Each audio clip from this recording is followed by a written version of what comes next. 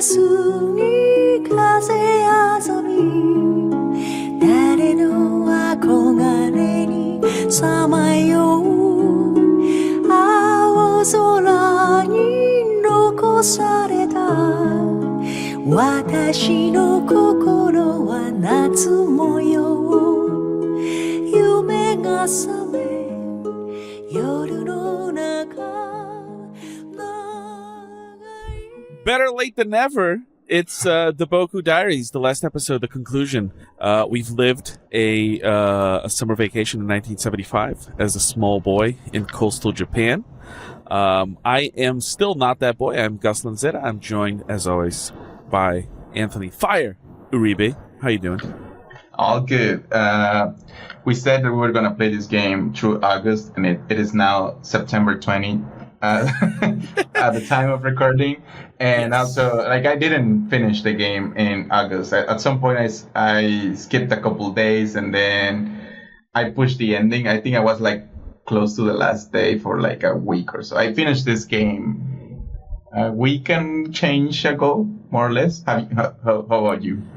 So I already had skipped a bunch of days and then played a bunch of days together before, and then on August 27th I had to go away for work for like 10 days, and so when I came back I started playing again like a couple days at a time, and now is the big reveal time.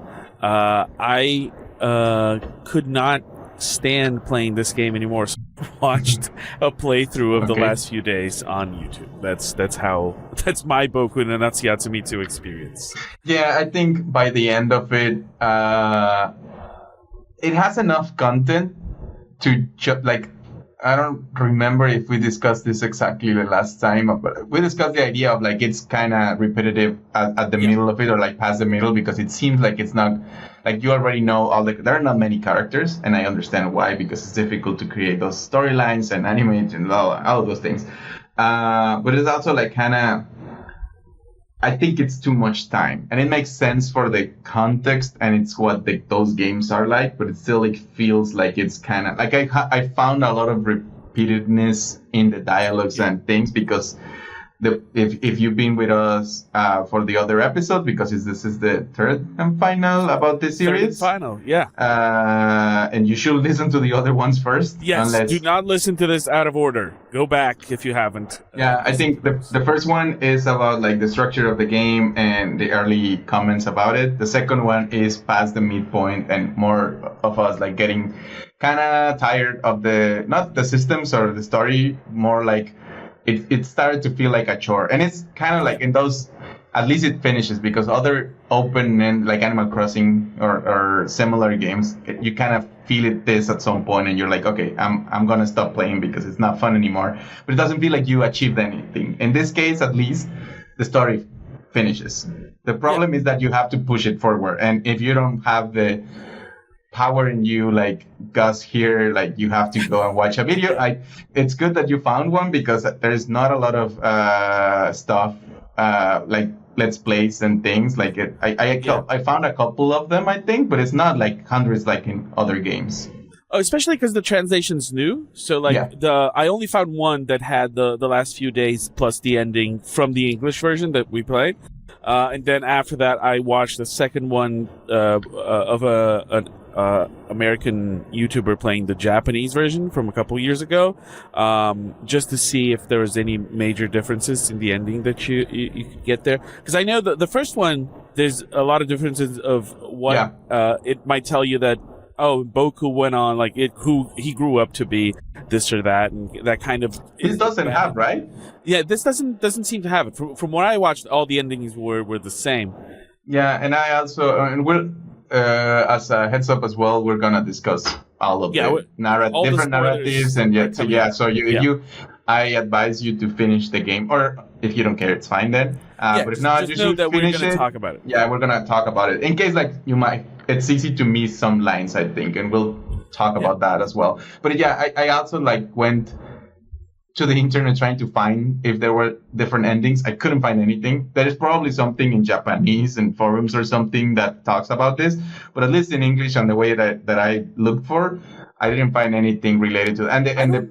the play of like the GameFAQs guides Okay. that I found, Yeah. also like they don't discuss. Yeah, I don't think there are, because the thing that is different in the first one for the endings, like, just doesn't exist in this game, which is like this epilogue that tells you what Boku grew up to be, and talks about his life post the vacation. So since there's none of that in this, like the last thing you see is him on the ferry going away, and the whole rocket, And I'm not sure if that was like a time situation thing, like I don't want to like write many endings or like put like there is enough content for these two does. So if you play it the way it's intended, not like slowly like I did, but like just like on this regular pace, I don't think it will feel as repetitive as it did to me. And there's not many different things that you can do in order to change. I would have guessed that maybe the rocket not working if you didn't give Io the pieces will be maybe a possibility, but that's the only thing that makes sense, because at the end you leave the island, but you're going. I thought maybe we'll see the family, but they don't come for you. You just they put you in the same boat with Hikari, which is not Hikari. Hikari is the smaller one. Well, the other sister. Yeah. They put you with her. The game starts with that and it ends with that. You're leaving town in the same boat with the same other character. You see the rocket going up, which is a story bit that happens along. Like there is this kid that is trying to do this, and the game starts actually with that as well. Like the kid tries to do it in the first day, I think, and he fails, and then he tries to do it. Like if you give him the pieces, he tries to do it in the middle of the game, and it doesn't work as well. And then by the end, he gets it at the last moment, and everybody sees it and gets excited about it. And that's the ending. I think I did went back to the start because in the Discord that I was in, the Eggplant show, like Discord that we were playing, I don't think many people finished. I think a lot of people started it also in there, but like the conversation stopped like middle of the game. And same experience here. I have only seen one person that said that finished it. So maybe they listen. And if you listen to us, let us know. But I went back because they were saying like, oh, it's kind of awkward that how out of nowhere the narrator starts like, old Boku starts like having some weird conversations in the middle of the game. But it actually starts with him speaking, saying like it was summer 1975 and I was going on a boat or something like that. Like something pretty, like that's how the game opens, but you don't know because it's on a black screen and it only like has like subtitles and it's the voice. And then it goes into the boat and it opens and then you see Boku moving. So it feels like it could be anyone or maybe like the captain of the boat or something, but it's his voice. So it opens with him. And I thought maybe at the end that this Boku will be the father of the Boku of the previous sequel. So that's why they probably didn't connect a lot of like, because you end up being, I thought it was going to be the father telling his story younger to his kid that you played on the first one, because that one is based on the 90s instead of the 70s. So it made kind of sense, but it wasn't. There's nothing. Okay. I mean, I don't know. Like, there's not in the game.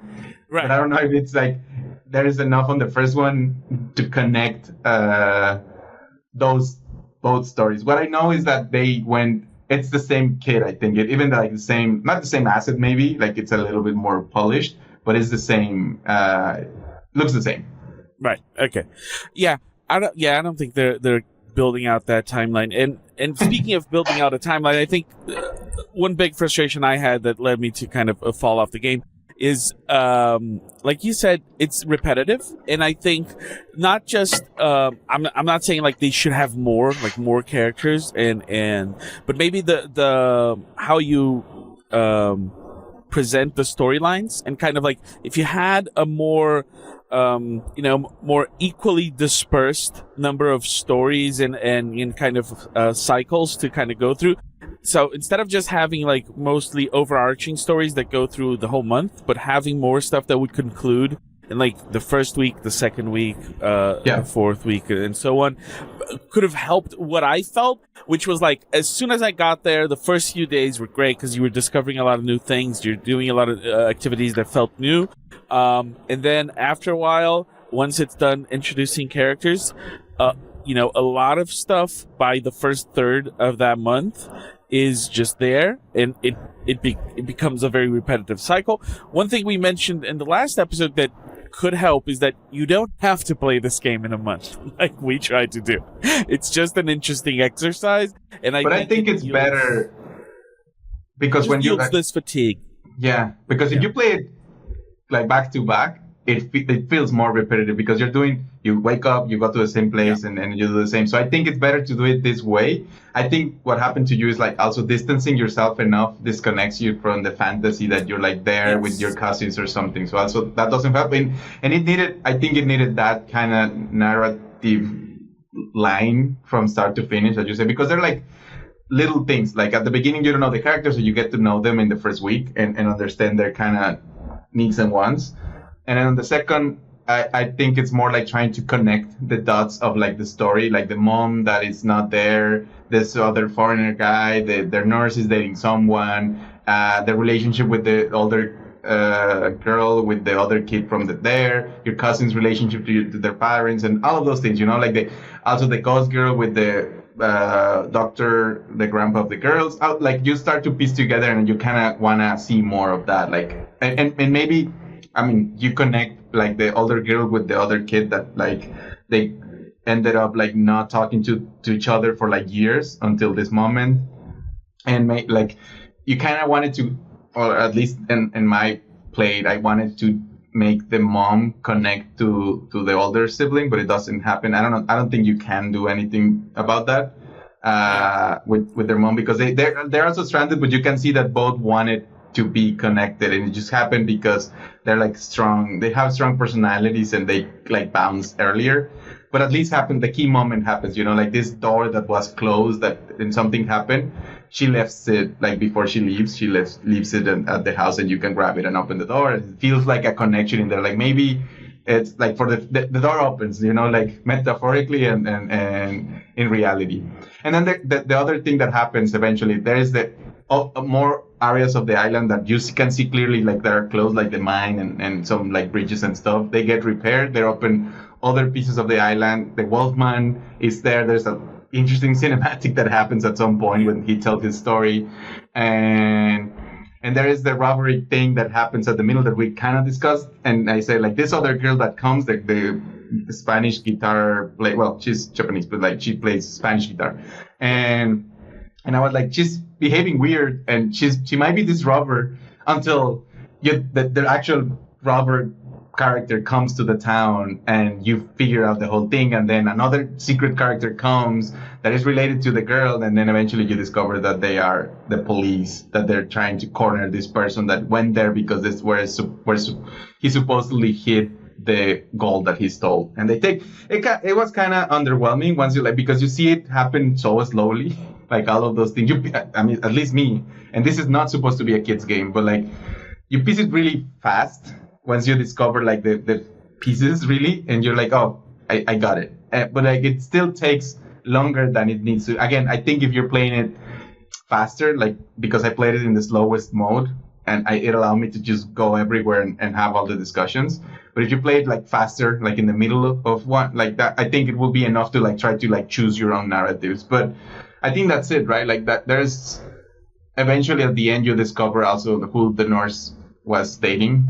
And that's it. I think that's all the characters that like they are spreaded, but like there's like one or two different things that happen every almost week, and so it doesn't feel that it's enough to feel, and more so because you already like discover all the gaming things in the game, like the beetles and the bugs and the caps and all of those things. So it does feel by the end that it needed a little bit more content or be like less time, like a week less, I think, at least.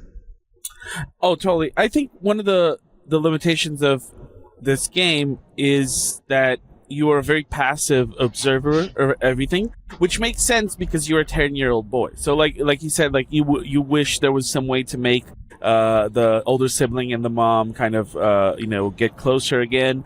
But it's like you understand that your character as a 10-year-old boy is probably not going to have that lasting or deep of an effect on the people around him. So it's very much a way, like Boku becomes a way for you to look at these vignettes of these other characters, which is a very interesting format. There's no problem inherently with it, but I think that the stories needed to be a little more interesting or needed to there need to be more stories or maybe more depth there for it to fill what is like a 15-hour kind of play session. Really, if you think about the whole game. Maybe Yeah, I think for me it was like 20 something. Yeah, because you played it in slow. I've seen people finish at around 15, and maybe you can, but it's like, again, you will have less opportunity if you're not playing in slow to actually experience a lot. And you of have to choose your paths a little bit more, with intent.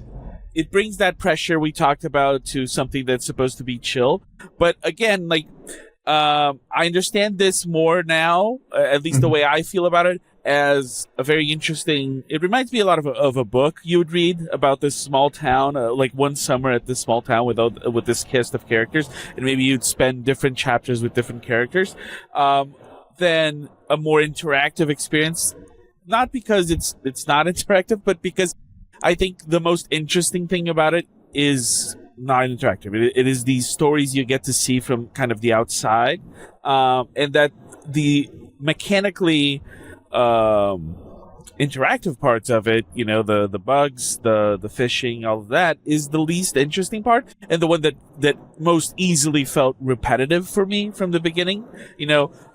So as kind of as what I like to play as a game, it kind of fell in the middle of it all, because a lot of the most interesting parts for me was sitting there reading dialogue, and when it was actually time for me to pick up the controller and do something, it was the part of the day that I was least connected with, and so I kind of try to think about how maybe it could have been a more immersive experience for me, and I think that maybe more modern versions of this, if they were more diverse, or maybe if the exploration itself was more diverse, because again, even though you unlock new parts of the island to go through, if you think about it, it's a very limited number of screens. Every time you go to a place, you're always seeing it from the same 2D angle of it. And although it looks very good, a lot of those places, I could not stand looking at them anymore.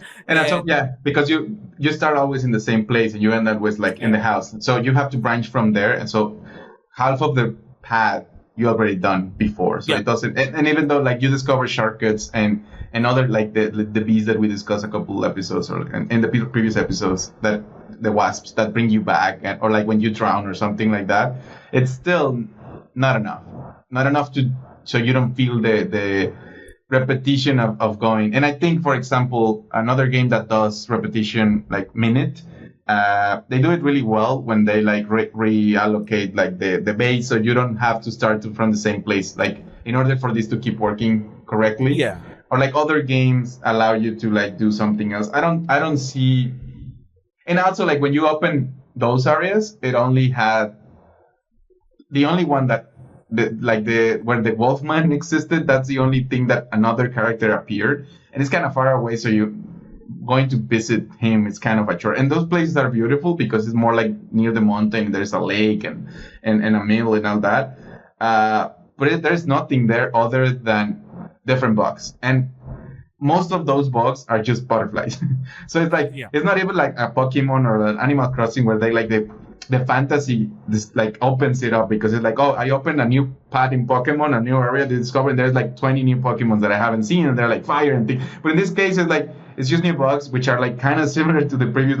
It doesn't even trigger that collected all kind of situation on my side, because it's just it's the problem of the realism of it that makes it kind of repetitive, which is the thing that it's trying to achieve, and it does it correctly. It's just even for the modern versions, I don't know, Natsumon, I think is the name of the newest formula. Yeah, the newest that is modern, and they do something. If they change the loop, I know that the camera changes, so it's not a static. But the Shinshan, the first one at least, which I played, it's kind of just more ridiculous because of the IP. It doesn't, and it's not as you're trapped in a weak loop, so it's more what is this movie? Groundhog Day? Yeah, Groundhog. Thank you. I was thinking of the name of the animal. Groundhog Day. where you're like trapped in the same loop when you do some things, and then it returns to the beginning, and you have to do it again, but you have some extra knowledge. Kind of like a Majora's Mask in a way. Like, it's not a month; it's just a piece of time, but you get to do it like in different ways in order to find other things, and it kind of it's strange. So I'm not sure if they done something that makes it. It's not bad. It's just like that fixes that, because I don't think they're trying to fix it. I don't think it's a problem. It's in the core of the game. It's what they're doing. Yeah. I think that a couple of things there. I think that what kind of helps it feel this way, that kind of didn't click with us, but clicks with a lot of people, is that because it is specifically a game set during a summer vacation, it has to have kind of this feeling of every day being the same, because it's kind of like what it feels like when you're a kid and you have nothing to do, you're out of school, and you just kind of decide your own destiny. But part of me feels that if there was a way for them to structure maybe not every day, but a few days in a more different way of like, oh, today this is going to happen. So you already start kind of in this location, and kind of it triggers a more of a different day, really, like something special going on, maybe a different mini game, or just specific dialogue that is only triggered that day, and it kind of leads you to that. Some variation in the middle Yes. that connects like the sameness, like, or spreads the sameness. Exactly. Of like, maybe you know that every 3 or 4 days something like this is going to happen, so it kind of gives you that little bit of a spiciness, a variety there in the middle of this kind of loop. Just like you said about the Shin-Chan game, that it has a shorter loop, and maybe that helps.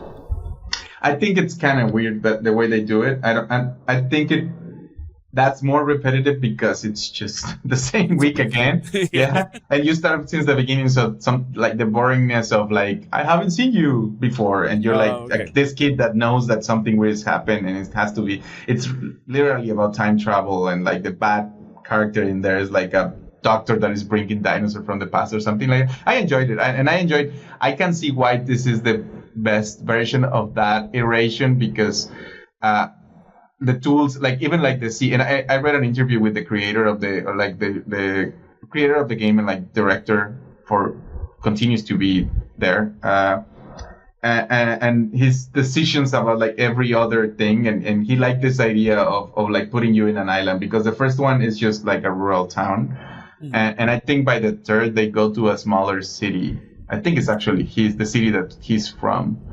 but it's a lot of like really intentful decisions of how to achieve this. And even in the credits, you can see the pictures of the actual town that this is inspired of, and it's you cannot tell the difference between the drawings and the thing. So I think it clicked for me. I really liked it, but I think it's just a little bit longer than it should for my modern needs and my times. So yeah, because by the half of it, I was like, I don't want to do like half of these things that I have to do, because if not, I'm not gonna see the things. And it's just the same of like, you wake up, and I think it's comparing it to Animal Crossing is not bad. Just Animal Crossing has the same problem, which is like, by the end of the first week, you see the credits and you see most of like the new stuff that the space had, like, because you know your island, you know your characters and the other characters that get added to the game, and that's why they roll credits there.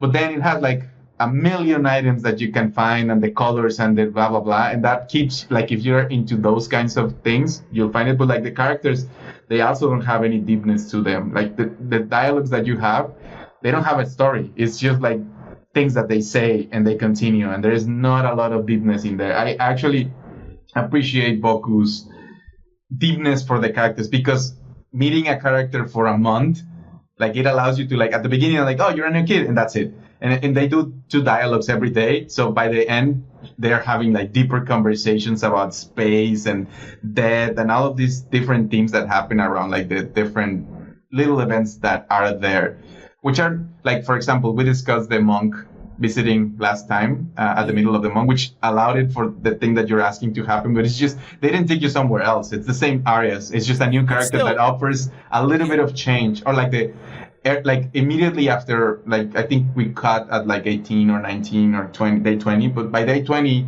an earthquake happens.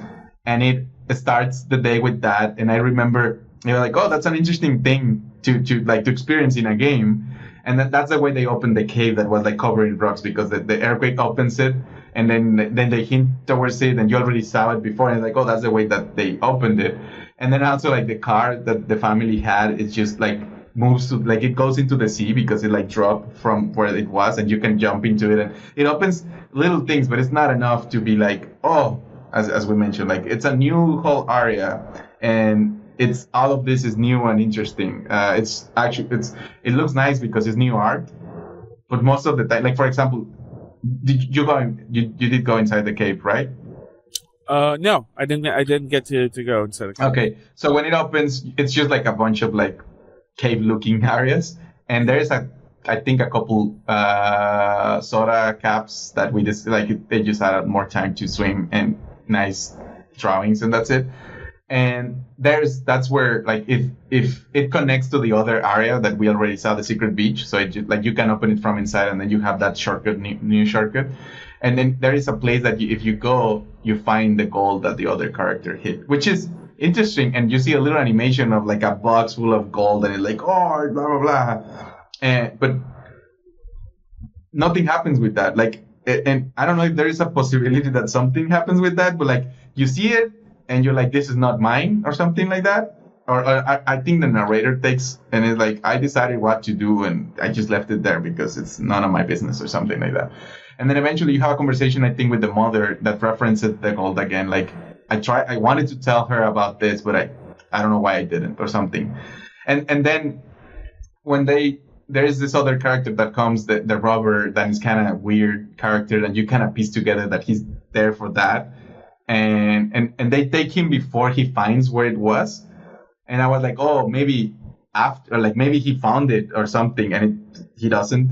And then when you go, it's still there, but you cannot keep it or like take it to the family or even discuss it. And it's like kind of weird that they left just that there.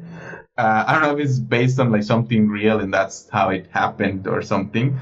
But it's, again, like, there's possibilities in there to do something about it, but it's not enough. And it gets interesting because when this earthquake happens, you can, around those days, you can also go to the house and you find Yoshiko having a conversation on the phone, being weird, like, kind of like, oh yeah, like, and that's when I thought she was maybe another robber, like someone that worked with this guy or something like that. But eventually you discover that she's just a cop, and with another guy that eventually comes, and they like are like hidden because they want to get this guy before he grabs the gold.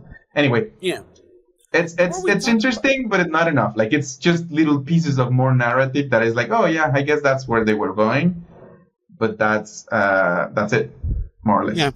The more we talk about it, the more I deeply respect the storyline and the writing on the game, which is the most interesting part for me. And I think that maybe why it suffers in its struggle to get my attention and entertain me specifically is because a lot of what I think makes being a child so special is that you're very connected to your imagination. And in a situation like a summer vacation, especially in 1975, with no video games, no cell phones and things like that, is that you would rely on your imagination for a lot of the time to just play around by yourself or with friends and things like that. And because it's a video game and it's trying to show you this whole world they made, it leaves very little room for imagination. You know, it's very different from like reading a book where you kind of get to imagine what this world looks like and what people sound like.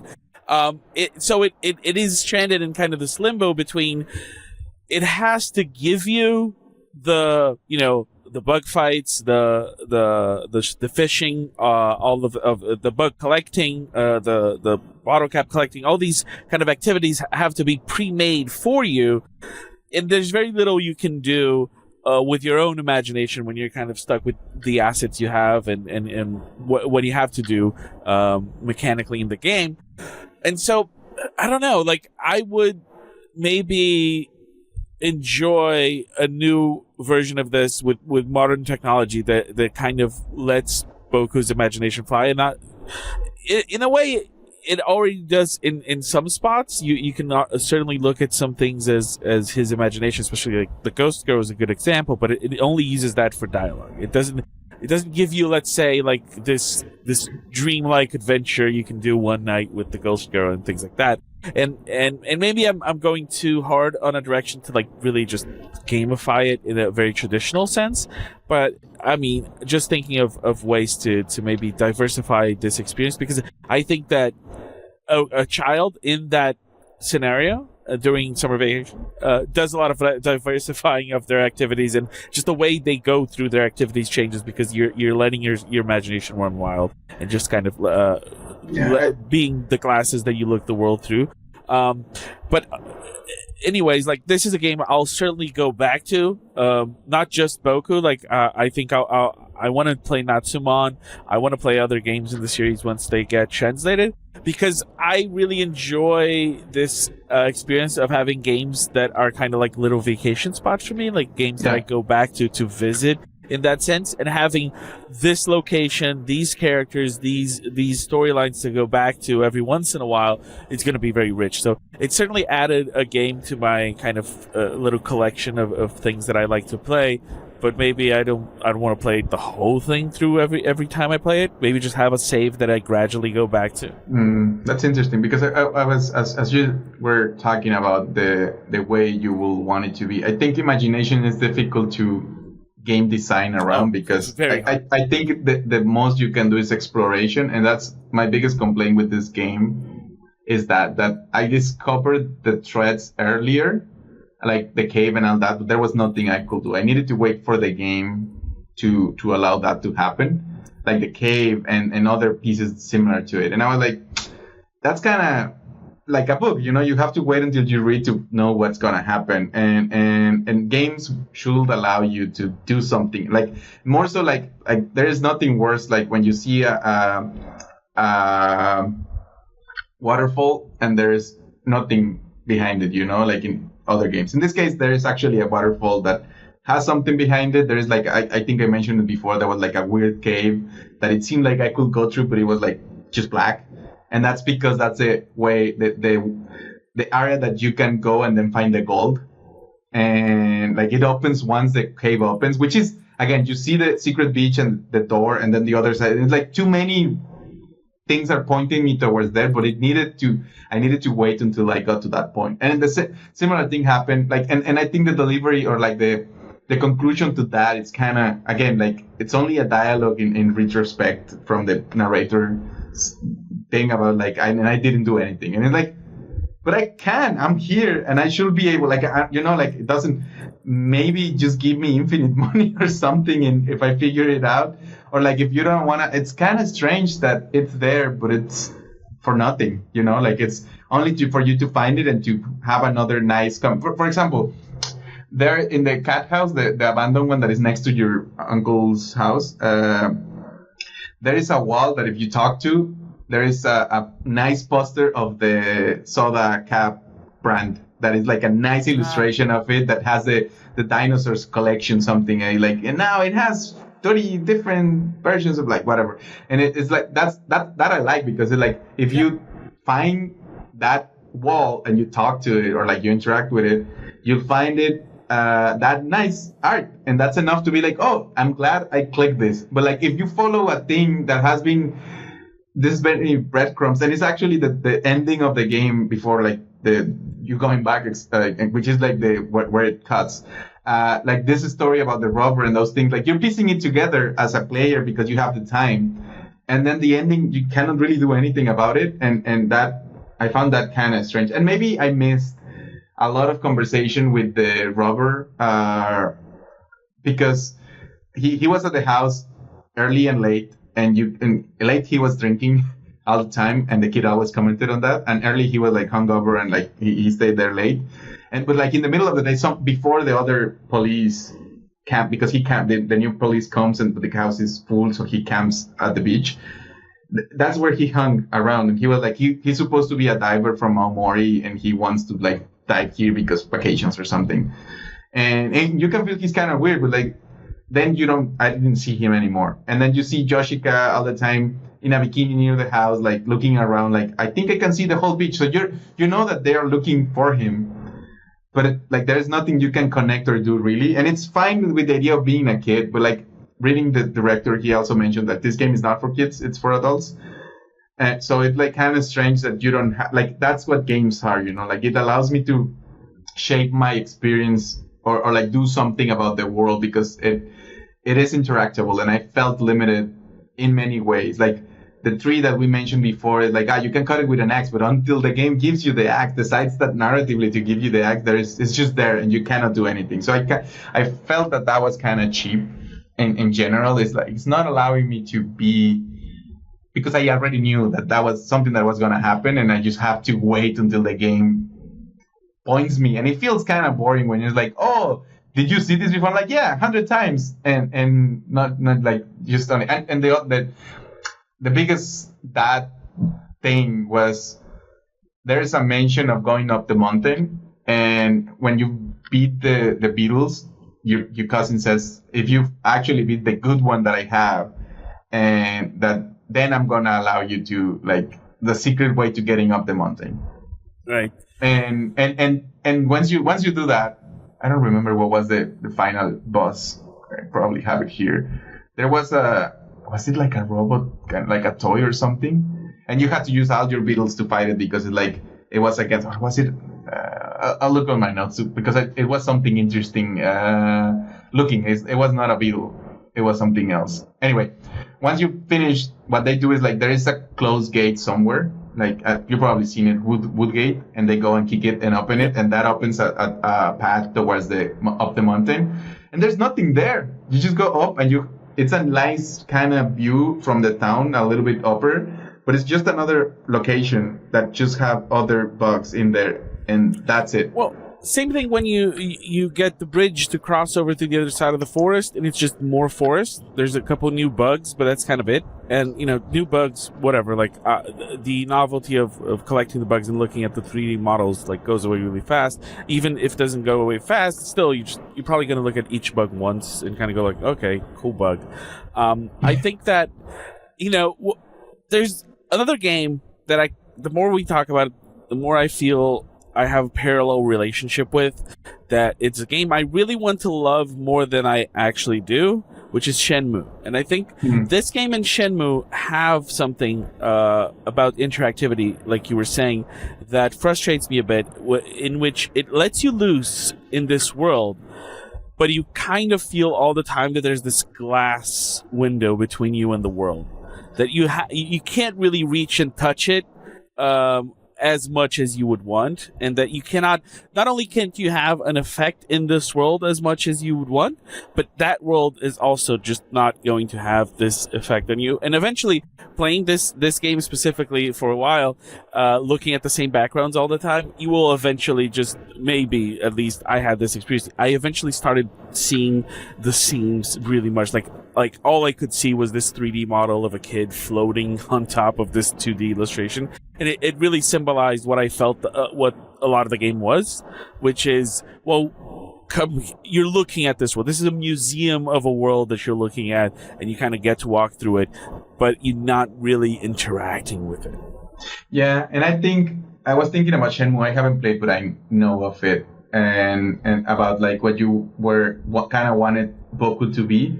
And then I think probably the most modern version of that specific way game space, because all of these, it's Yakuza. All of these are based on like real places in a way. Like they try to reference like a real world with real characters and a real narrative, and they let you interact with the world. But Yakuza, that I haven't played, but I know enough of because of friends, it allows you to like, it has all the arcade games in there, and it has a lot of things, and you can choose, and you can move, and you can fight, and it becomes like this parody of real life.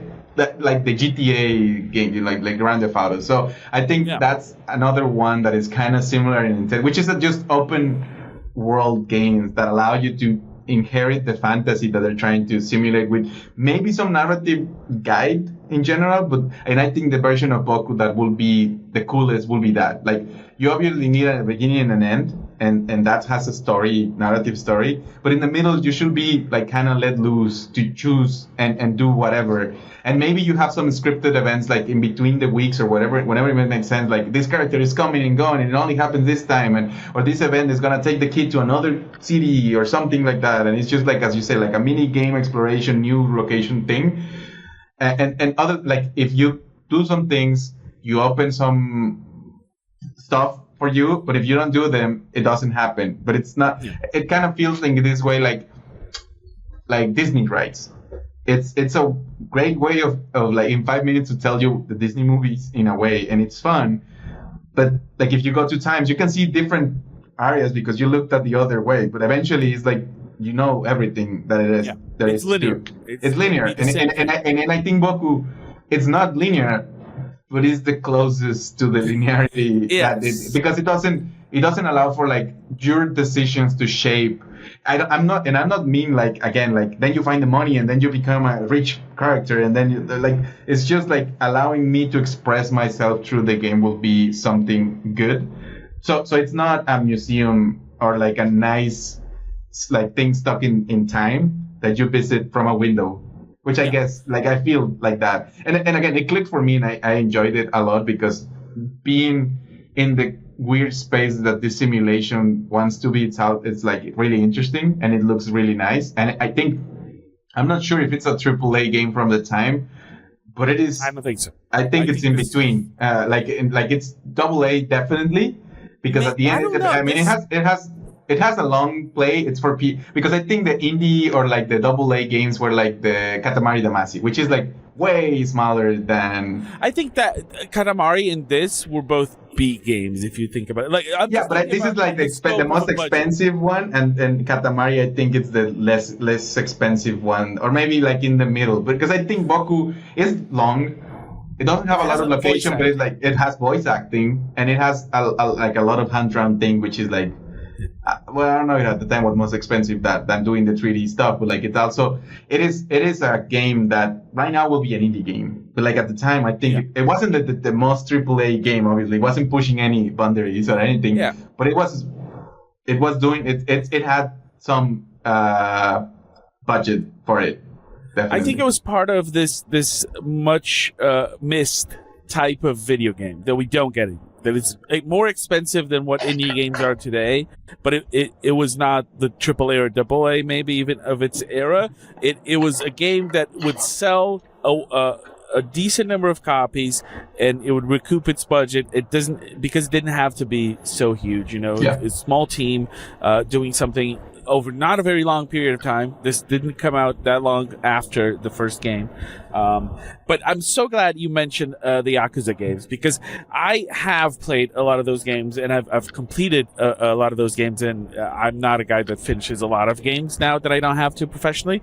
And those games really, they are very good because not only do they have a huge mechanical variety of things you can do, and more they have it, and they have fishing mini games, they have collecting mini games that maybe are kind of similar to the bug fight games in the bug fighting in this game. But they also have something that I think harkens back to the point I made earlier, is that in a Yakuza game, you have the overarching story that goes through the 15 chapters and I think the Yakuza games are kind of longer than they needed to be, but they kind of have to be because at that level of budget, you expect something very long, which is a shame. But what they do have is the side stories. They have a bunch of characters around the map that you get to meet and live through very short stories with, and kind of make friends with people and kind of get to know what the people that populate that world are doing, and it makes the world feel very much alive, very, very different, I think, than from a GTA game in that respect. And that kind of gives you this rhythm of if I don't want to do the repetitive story stuff and just kind of follow that path, I can take a breather and go do some side missions that will be different in tone from the main story, which is usually more serious, and the side stories get to be a little bit more fun, a little bit funny at times. Or you can go and I'm gonna go run this hostess bar, or I'm gonna go do the fishing minigame, or I'm gonna go do the island minigame that is kind of an Animal Crossing kind of thing, or I'm gonna do deliveries that kind of are like Crazy Taxi in a more arcadey way. So there's enough to do in a Yakuza game. And in no way I'm asking these games to be as huge in scope as a Yakuza game. I know they can't be, but they don't need to be that big. I think that relative to what they are, relative to the map size, relative to the game time, they are still more limited. And that's why we kind of get a little bit disconnected from it, a little bit bored. I think that's mostly it for the. I mean, I was gonna ask you if you have any questions related to like story beats that you saw that maybe I could answer. But if not, I think we can just move to. There was an interesting conversation that we started to have last episode about like me being a father and how I see this game that I wanna try to answer. But like before anything story, I think we briefly mentioned the Wolfman. There is a like this. I didn't get to see the conclusion of that. Yeah, he's Io's father. He went to the mountains and he makes charcoal there. And the more you talk to him, the more you kind of understand that he's kind of like a hermit character. And that's also what I think Io is kind of weird in that way. Like they're both like singular people that they need to be understood in their own ways.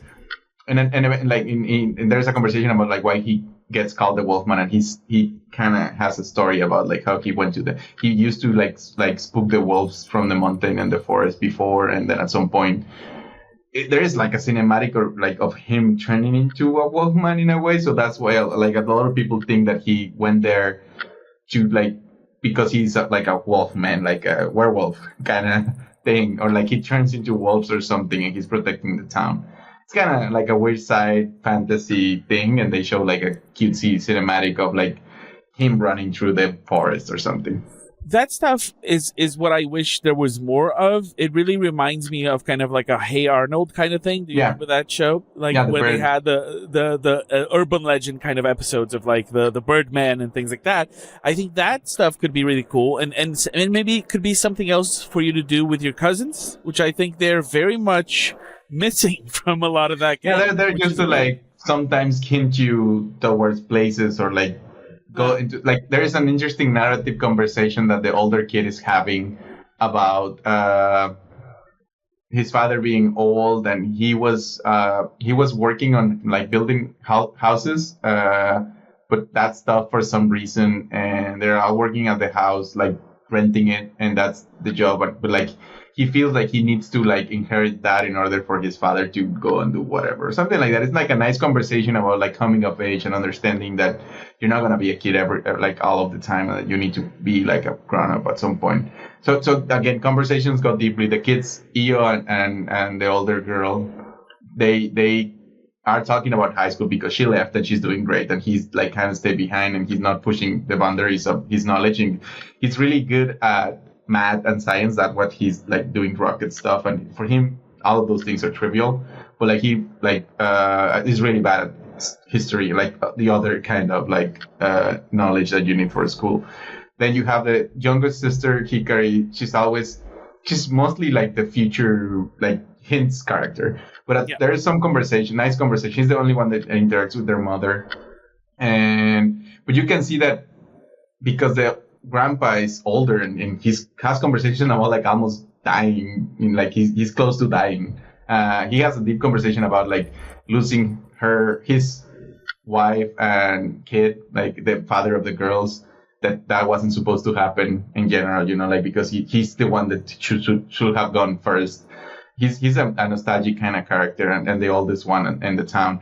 But you can feel like he has some like sickness in general, like like he's like, I'm not as young as I was and all that, and because the older sister is going away for like high school, she goes to Tokyo, and the younger sister kind of asks weird questions about like, can I go to like stay with you, and will you give me food, and then when you say like, that's a weird question, and she's like, yeah, sure, if you come we'll give you food, and she's like, all right, like one thing less to worry about or something like that. And it's kind of she's like kind of figure out her like what she's gonna do, like be really aware of like she's alone in general. Right. The mom also has like a deep conversation at some point on why she left, which is mostly like she was like depressed and she didn't wanna, I don't know if postpartum or something, but she didn't wanna be completely alone after her partner died.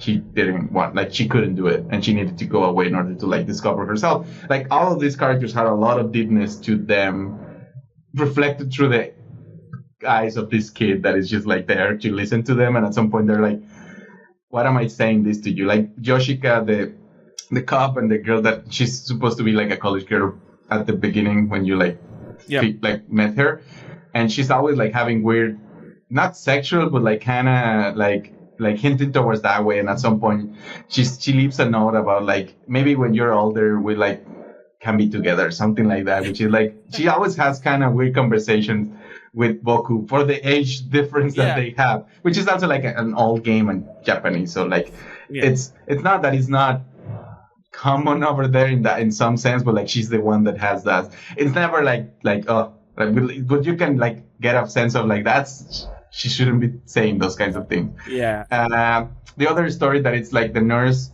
dating someone, I thought it was the boatman, but it's actually the Australian, Simon. And by the end they like come to the house and they announce that they are engaged and they're gonna get married. What else?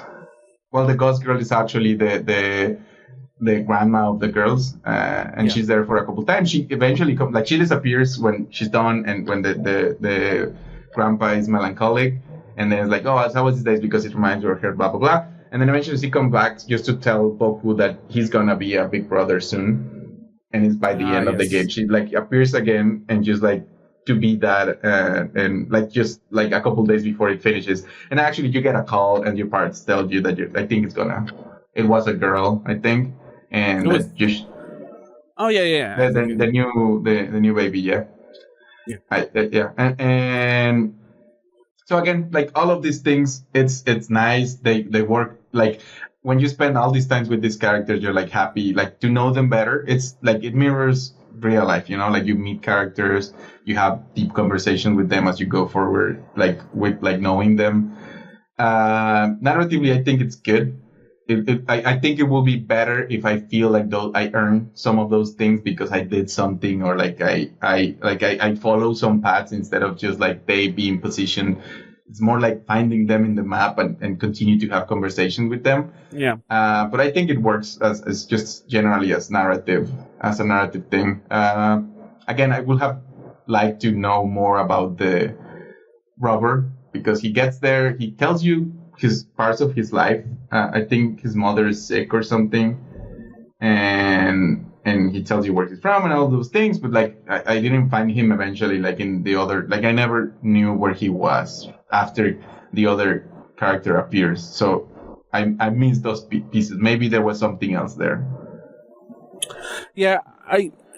Again, like the story, the narrative is really the best part of the game, and just to make it fit more with the game, or maybe to make you feel like you're earning it, like you said, like it's like there's more to interact with than maybe. It really just feels at times, at least, that it's a visual novel kind of put together with these other mini games that kind of spell vacation for you, and it could be more than that. It could be more, and maybe it is more than the sum of its parts. But I would still like more parts.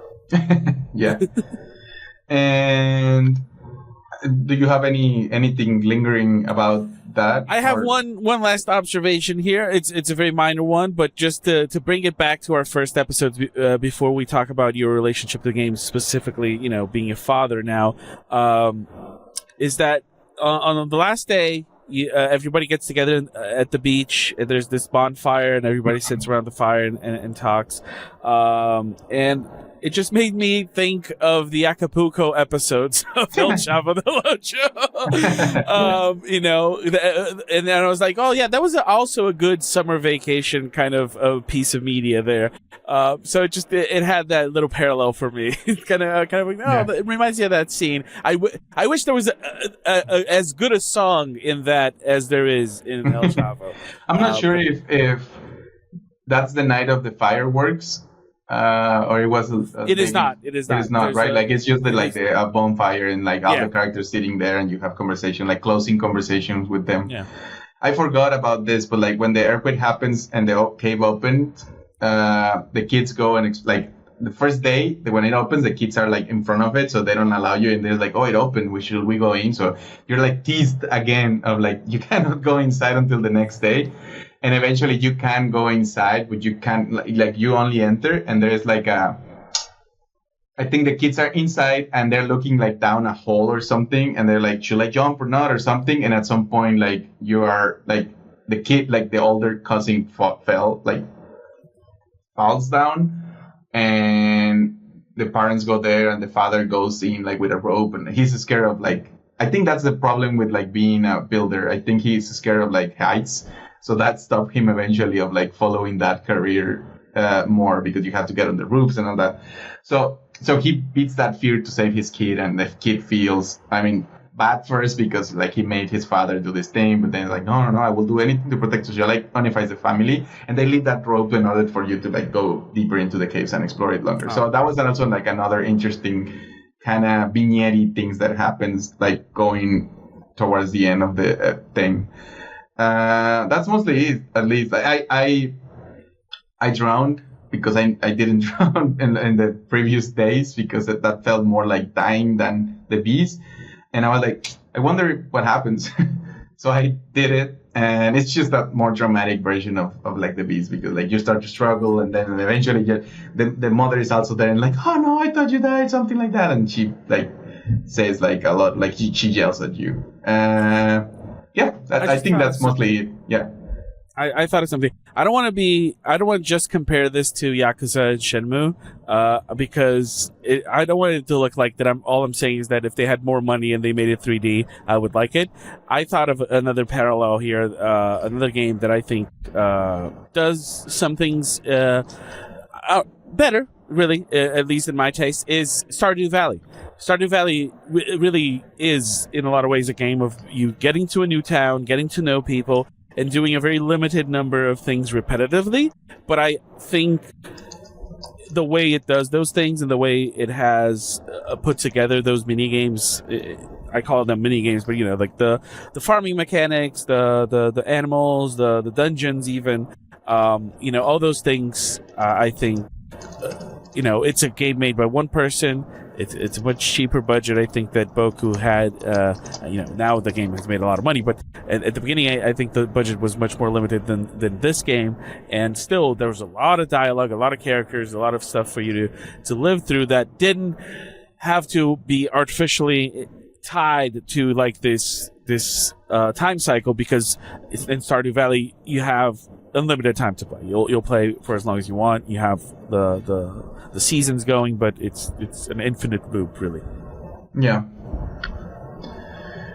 Is there anything else before? Well, we can jump into the father conversation, and then we'll see if there's something else before closing. Yeah. I think the whole episode is a closing thoughts on the thing. Yeah. But yeah, so you asked me last episode about like how am I seeing the game as a father? Yeah. And I've been thinking about that, and it's one of the interesting things about being a father, like that opens. There's many things that when you become a father that it's changed the way of seeing things in general. Like it's an ever changing perspective of like being on the other, because when you don't have, you feel like it's just like having a pet or something, like it's another thing that you have to do as an adult, but the once you have kids, you'll discover that it's like 100 times more difficult than many other things. But one of the things that I found interesting, that was like, I wasn't really aware of this, and it made me see a lot of things different, is that as you have your kid and you're like taking care of them when you're like real babies, you start to see or your relationship with your own parents change, because you grew up, when you're a kid, you're always your main character in your own story, like everything is through your own like point of view. And so when you're a kid, and when you remember when you were a kid, things happen. Like if you didn't get a toy, like my parents didn't get me that toy, and like it feels like they are like failing you as a person, because they're supposed to take care of you and do everything you want, because they are the parents and you're the kid.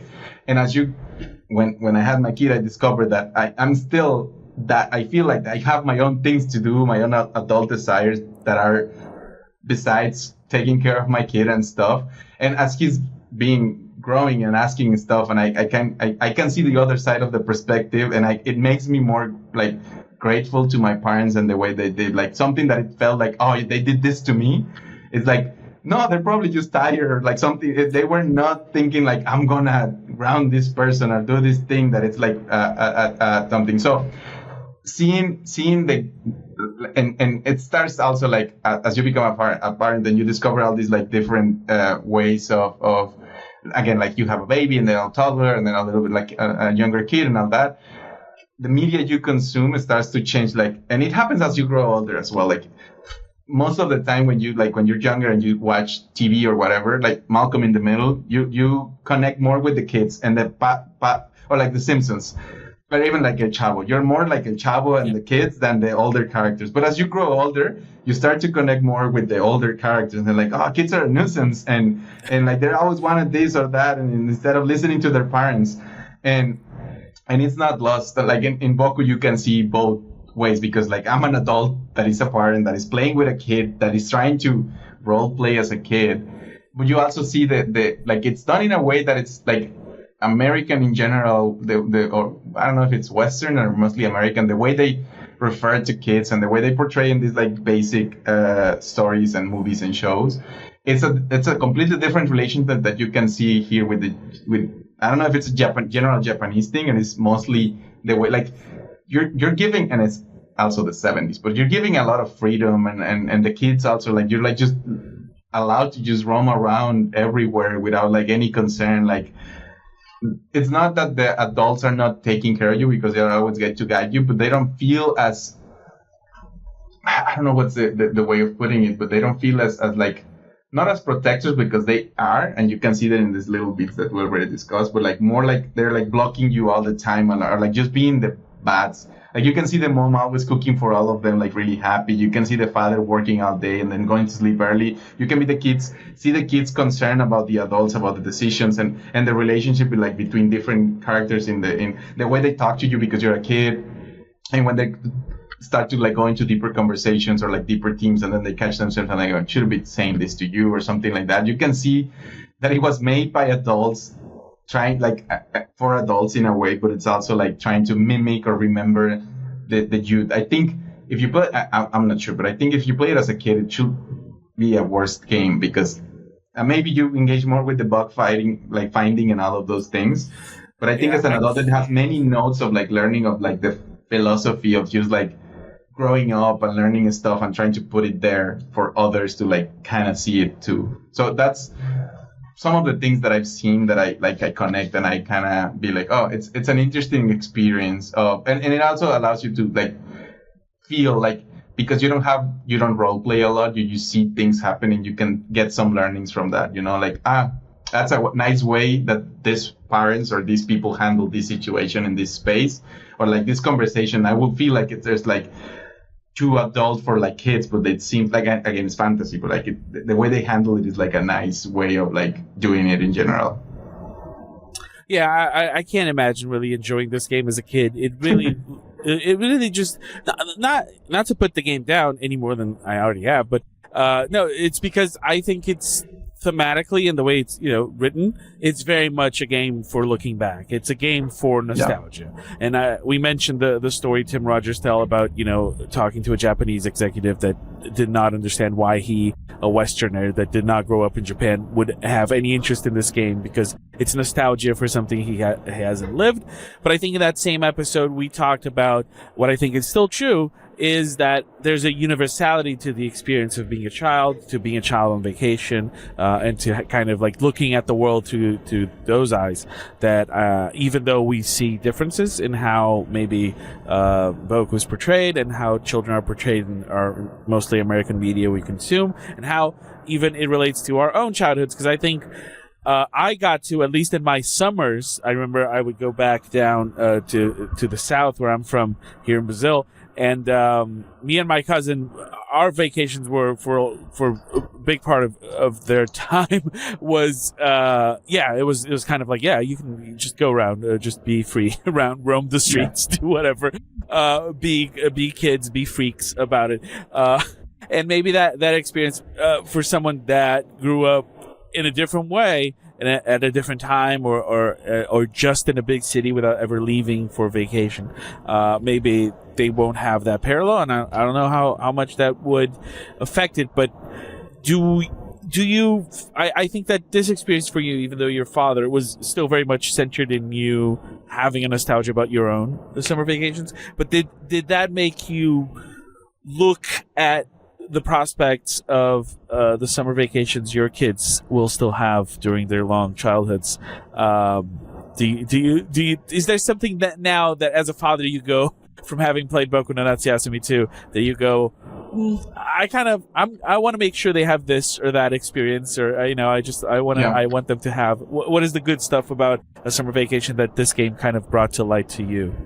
I think it's at the end this thing that like being a kid in a smaller town and the protection that allows for you to like roam around and like we live in different times, and like this is inspiring. It's 75, but I think my childhood in the 90s was kind of similar, because like, and probably yours too, because not being in the US meant that you don't have the latest technology at the moment. Like even like when I saw American media for like kids, like Hey Arnold that you mentioned, it's a kid from New York and they went to the zoo and they went to blah blah blah and they went to the subway, and like those are things that I didn't have around me.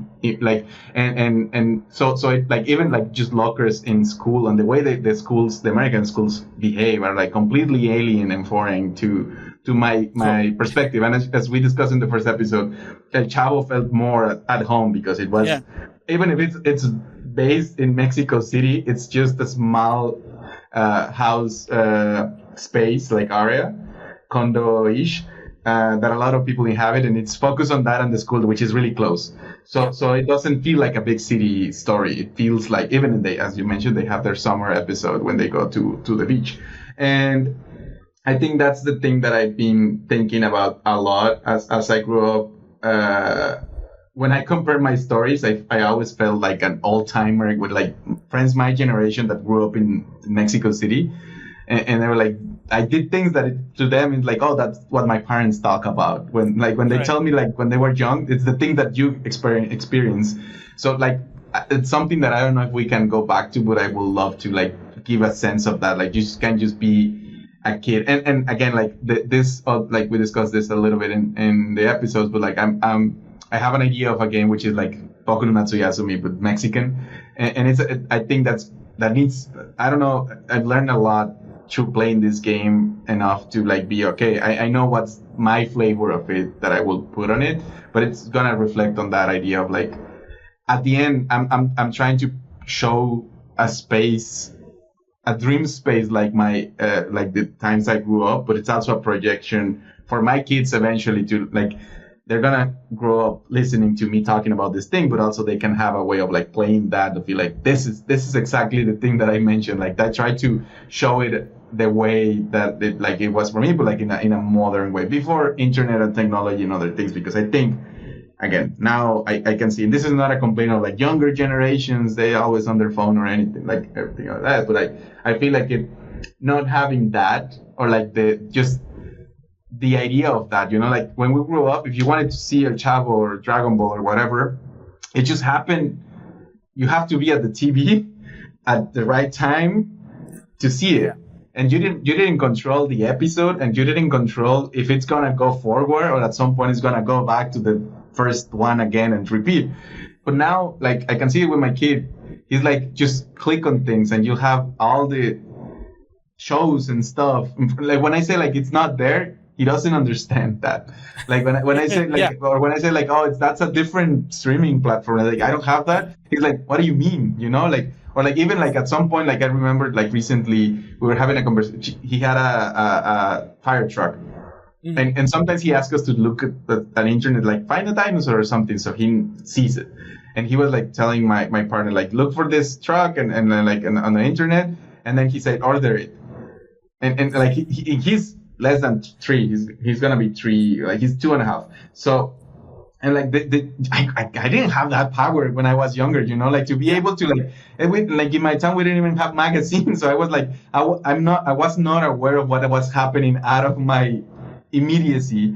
And I think that's Exactly. something that happens in Boku, like we don't know anything else outside. We don't know what's happening in Japan at the time. We don't know politics other than the robbery, which is something like from outside that like connects from the TV. More or less is like just the reality of the people in that town and their day-to-day lives, which is comforting, I think, when you grow older and there's like too much noise, too many things to do, like pay taxes and all that. It just feels nice to be a wolfman and just make charcoal on the mountain. So that's it. Yeah, I don't think I know anyone my age or even a bit younger that doesn't have this deep desire of just like, I just want to go to the middle of the woods. At least for some time. I just want to be away from everything.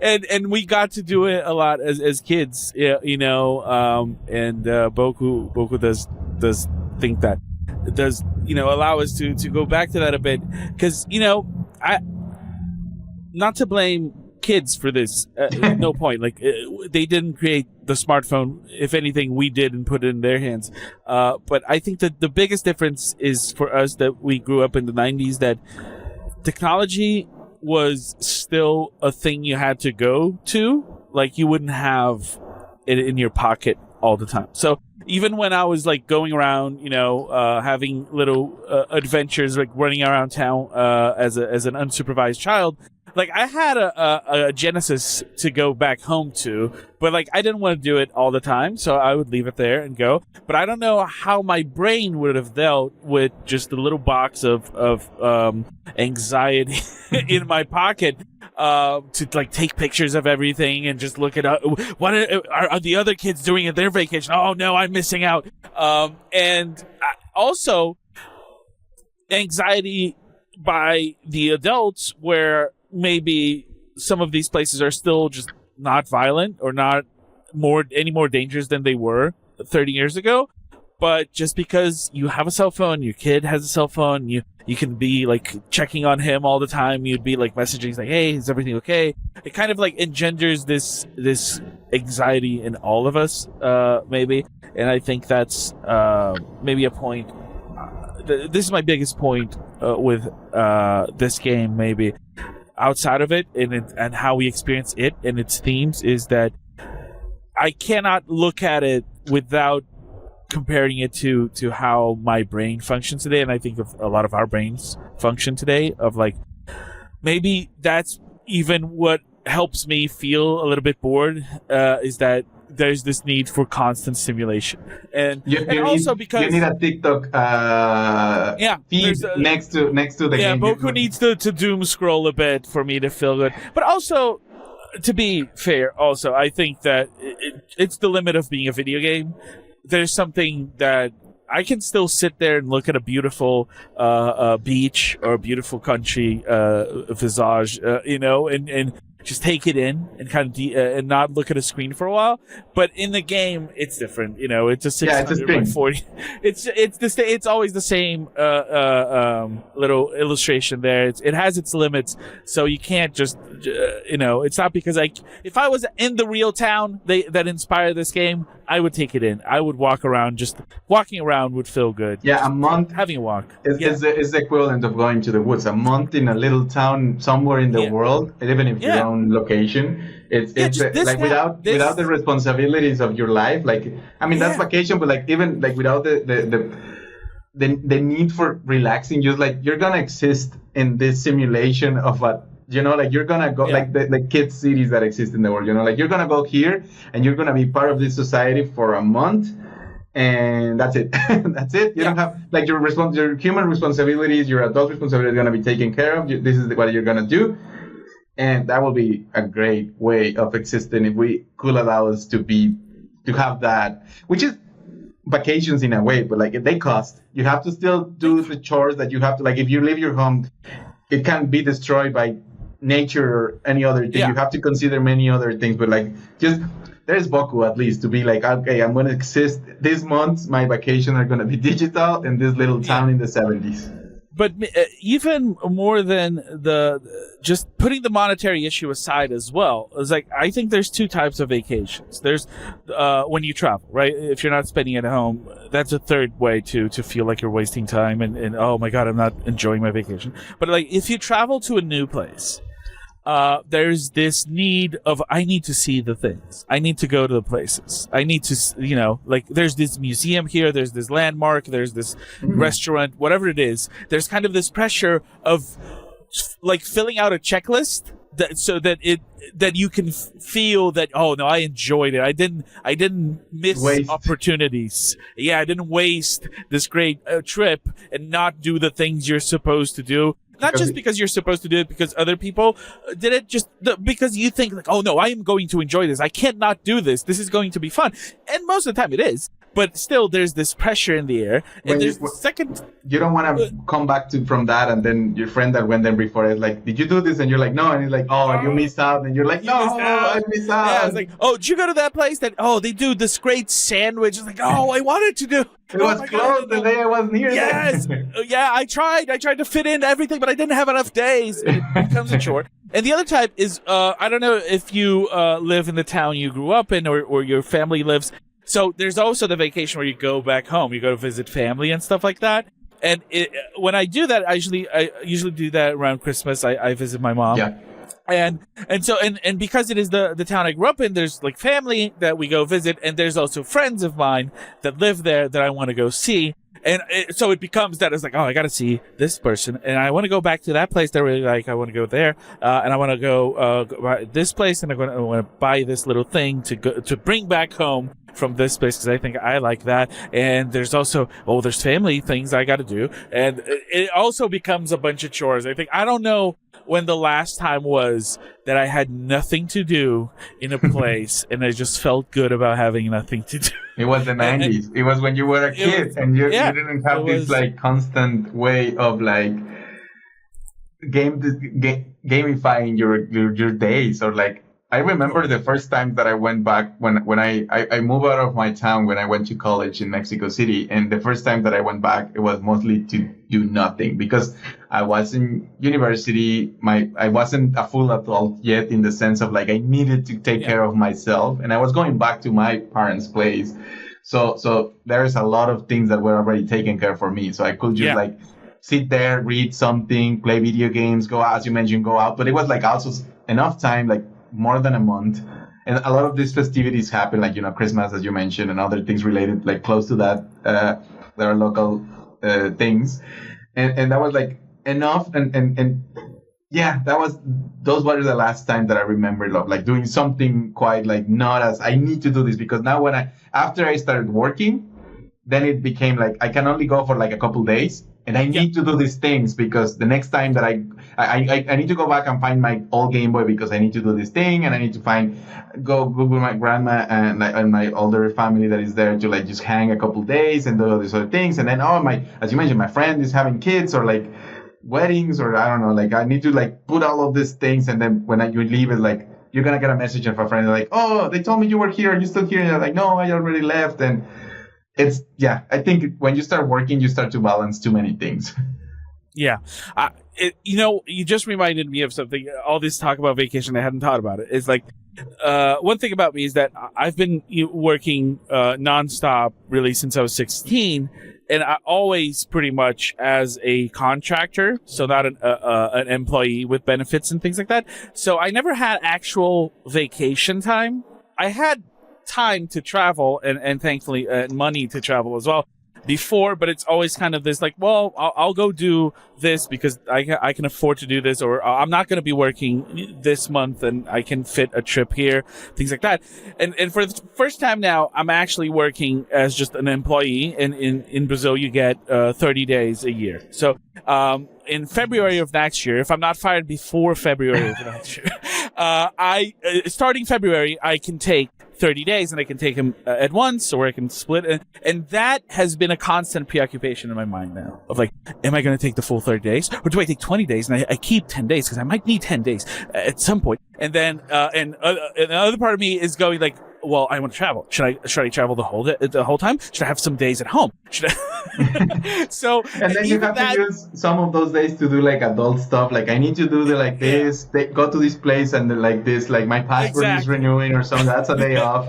Yeah, that's a whole, and it's like, how long before do I need to schedule that? Is that gonna work? And it's like, am I gonna be able to take like, so like I have to wait till February to see when I can get the vacation.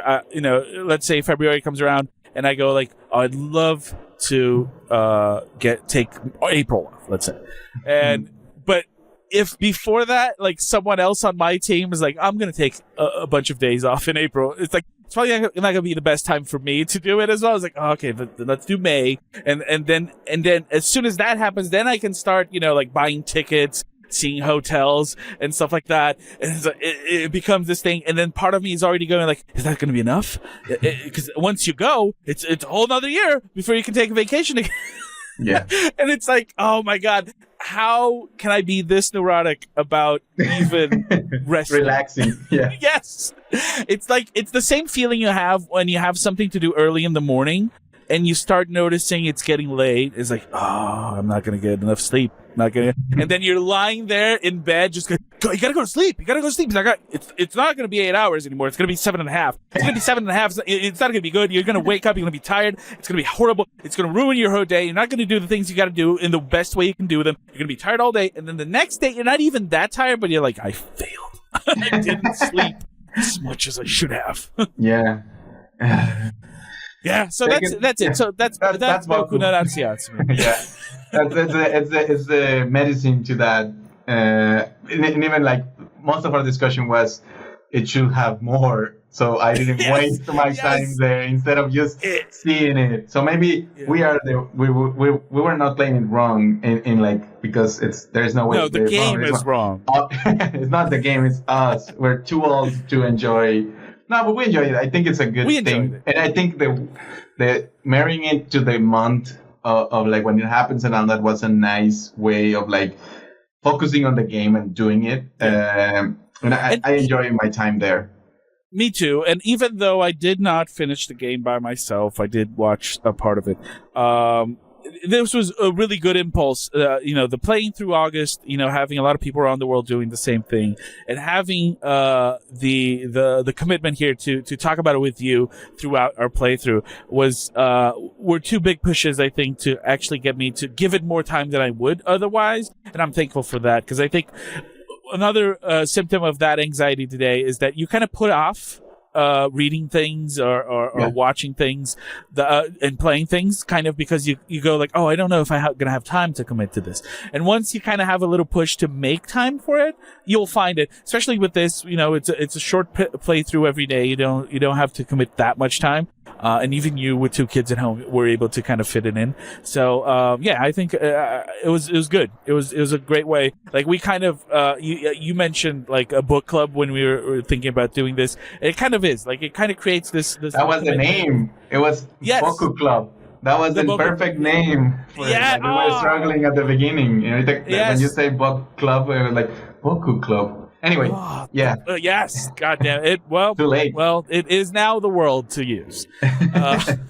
But yeah, well, thanks a lot again. Thanks for everyone that has listened and watched this. I hope you guys enjoyed our conversations as well.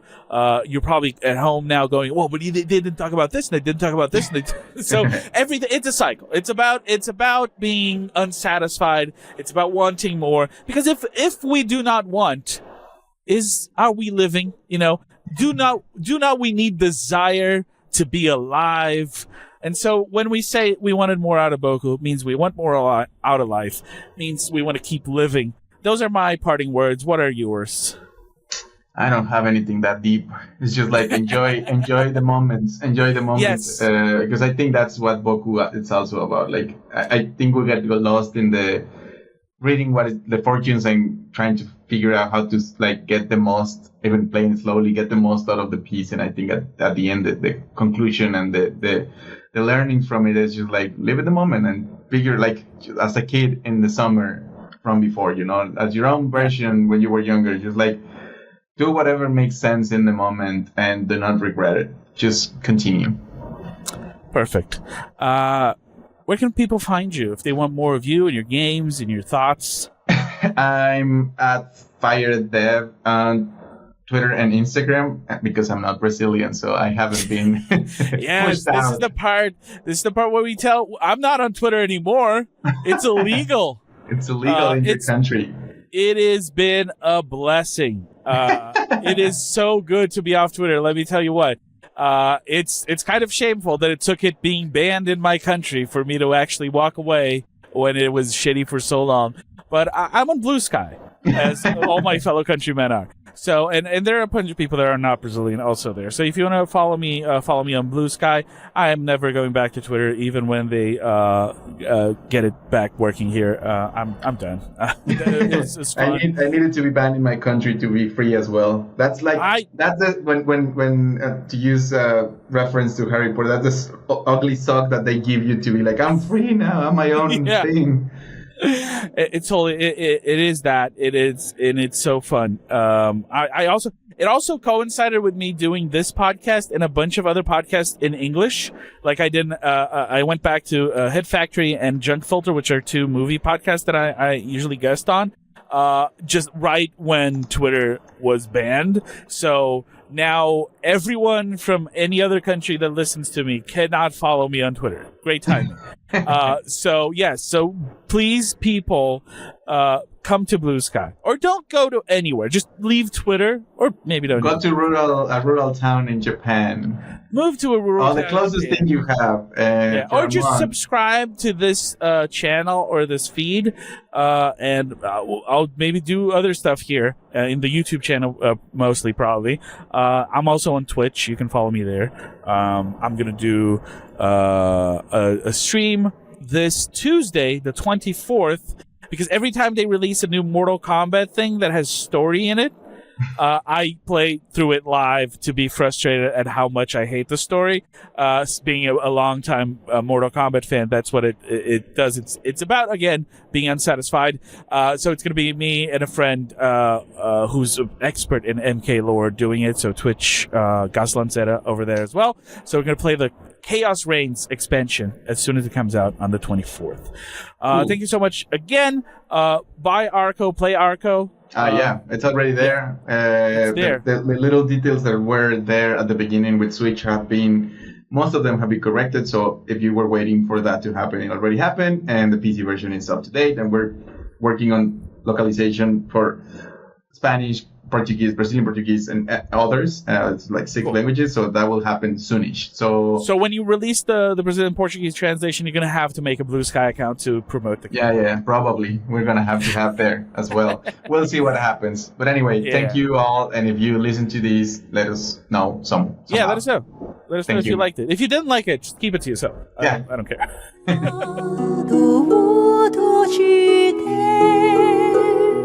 呼びかけたままで夢はつまり思い出の後先